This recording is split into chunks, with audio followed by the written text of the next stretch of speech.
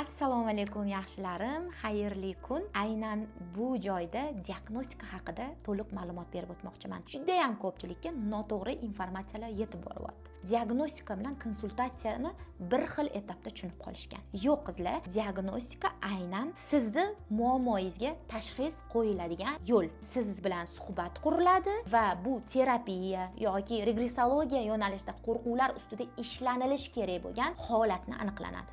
Siz qaysi etapda qotib qolgansiz? Siz juda ham ko'p hayotingizda bilimlarni olib kelyapsiz, lekin natijasi yo'q.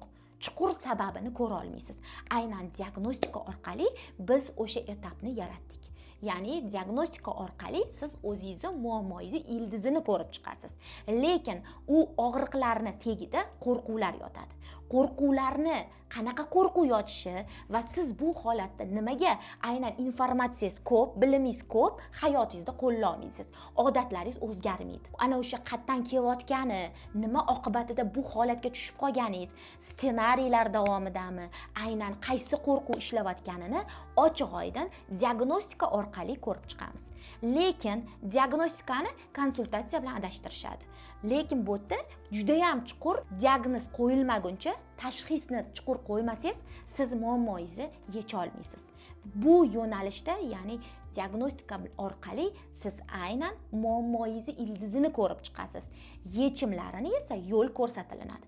B tochkada, ya'ni o'sha masalangizni yechishingizga ham yo'l ko'rsatiladi. Shu orqali biz davom etamiz. Yana bir ikkita holatlar bor, savollar bor. Bu diagnostikaga qanaqa tayyorlanib kelish kerak? Aynan mana bepulga berilgan 5 ta darsim bor. Aynan o'sha darsliklarni eshitib, o'z holatingizni, psixikangizni to'g'rilab kirasiz.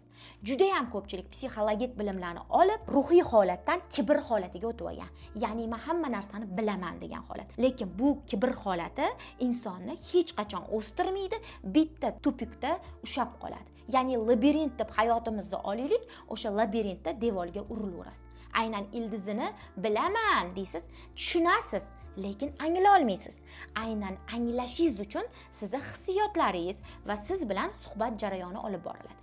Suhbatingiz orqali, lekin his qilishingiz, ruhiy holatingiz katta rol o'ynaydi. Bilsangiz agar 80% insonning psixologik holati katta rol o'ynaydi. Lekin 20% uning harakatlari. Siz rivojlanishingiz uchun sizni pastga tortuvchi qo'rquvlar ekanligini va qo'rquvlarni ochish etapi, ya'ni chuqur sababda nima qo'rquv ishlayotganini diagnostika orqali ko'rib chiqasiz. Lekin davom etish bu sizni qo'lingizda bo'ladi. Ikkita yo'lingiz bo'ladi, ko'rsatib beriladi. Yo'q, menga kerak emas bu bilimlar. Men o'sha holatimda qolaman degan tanlovni ham o'zingiz qilasiz yoki xohlagan tanlovingizni qilib, ya'ni davom etaman degan etapingizga ham biz variantlar beramiz, takliflar beramiz. Lekin juda ham ko'pchilikda aynan psixologiyada bilim olishgan, lekin tomoq qismida qolib ketgan, tanasida odatlari o'zgarmagan, hayotida o'zgarish bo'lmagan. Nimaga natija 0 yoki kichkina vaqtinchalik natija, ya'ni psixologiyada tomoq qismida qolib ketyapti bilimlar, informatsiya ko'p, hayotida qo'lla olmaydi. Bularning hammasini tagida qo'rquvlar yotadi.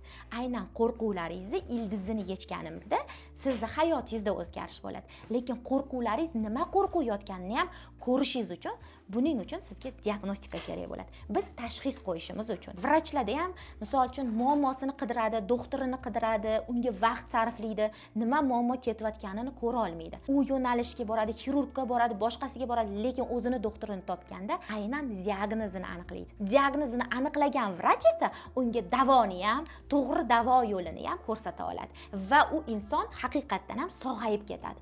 Xuddi shu yo'nalishga moslashtirgandek, bizning regressologiya yo'nalishimiz ham xuddi shu etapda bo'ladi. Faqatgina tashxis qo'yish orqali siz muammoyingizni keyingi etapini ko'ra olasiz. Keyingi darajasini ko'ra olasiz va yechim borligini ko'ra olasiz.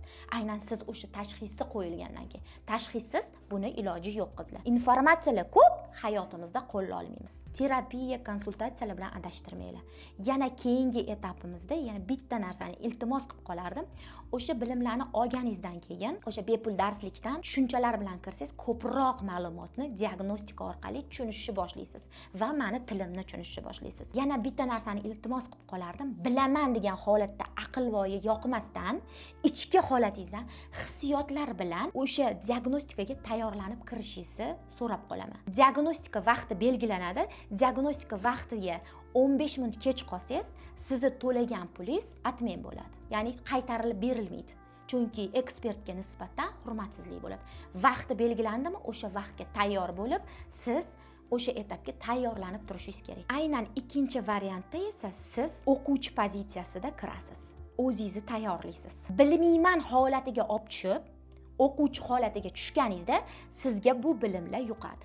Aynan diagnostika orqali ham sizga ozgina bo'lsa ham bilim beriladi. Diagnostika orqali ham siz o'zingizni muammoyingizni ildizini, qo'rquvingizni ko'ra olganingizdan keyin siz nimalarni yana holatda tayyor bo'lishingiz kerak. Bilmayman, ya'ni o'quvchi pozitsiyasiga o'tib olishingiz kerak. Bilaman emas, bilimlaringizni bu etapgacha olib keldingiz. Lekin hayotingizda natija bo'lmadi yoki vaqtinchalik bo'ldi. Lekin sizni o'zingiz tayyorlashingiz uchun siz bilmayman holatiga kirishingiz kerak. O'zingizni moslashtirishingiz kerak. Ana o'shanda sizda bilimni yuqumliligi bo'ladi. Ikkinchi qonun juda ham ko'p mijozlarda mana shu qonunni buzib qo'yadi. Juda ham muhimlikka, ya'ni Allohdan ustun qo'yib qo'yib, ya'ni kutuv holatiga kirib kelasiz. Diagnostikada hamma narsani hal qilaman, ya'ni ko'p narsa bilib olaman, kutuv holati bilan muhimlikka chiqarib olasiz. Yo'q qizlar. Aynan shu kutuv bilan kirayotgan inson hech qachon hech qaysi yo'nalishdan natija olmaydi. Qachonki siz taslim bo'lasiz, kutuv holatida bo'lmasdan sababiyatini Allohga tavakkal qilib, sababiyatini qilasiz, o'sha etapga, o'sha holatga, o'sha hissiyot bilan qadam bosasiz. Chiroyli niyat qilib, diagnostikaga qadam qo'yishingiz mumkin. Ana o'sha niyatingiz bilan siz kutgandanda a'lo darajada bilimlar yuqishni boshlaydi. Ko'rishguncha qizlarjonlar, aynan diagnostika savollaringizga to'liq ma'lumot bera olgandan xursandman qizlar. Kutib qolaman sizlarni diagnostikada.